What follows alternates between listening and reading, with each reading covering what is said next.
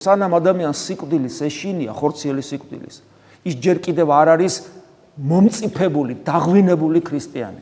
შესაბამისად, ჯერ კიდევ ასეთი ადამიანისათვის ღმერთთან შეხვედრა, რომ გარდავიცვლებით, ეს შეხვედრა საშინელებად იწოდება, საშინელი სამჟავრო.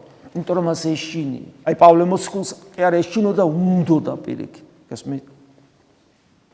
ამიტომ ძალიან მნიშვნელოვანია დღესაც გამსაზღვროთ, ჩავიხედოთ საკუთარ თავში, რევიზია გავუკეთოთ საკუთარ თავს, გავიაზროთ, სად ვიმყოფებით, რა არის ჩვენი არჩევანი, გაკეთებული გვაქვს თუ არა ეს არჩევანი.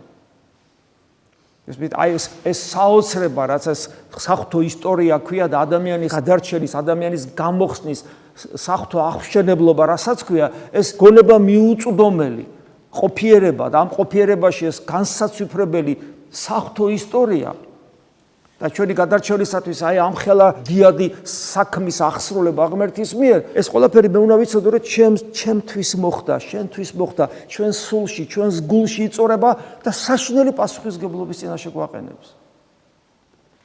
მეტი სერიოზულობა გვმართებს საკუთარი თავის მიმართ, მოყვასის მიმართ, კაცობრიობის მიმართ, რაც თავარია ჩვენი დედა ეკლესიის მიმართ და ჩვენი რწმენის მიმართ. მეტი პასუხისგებლობა.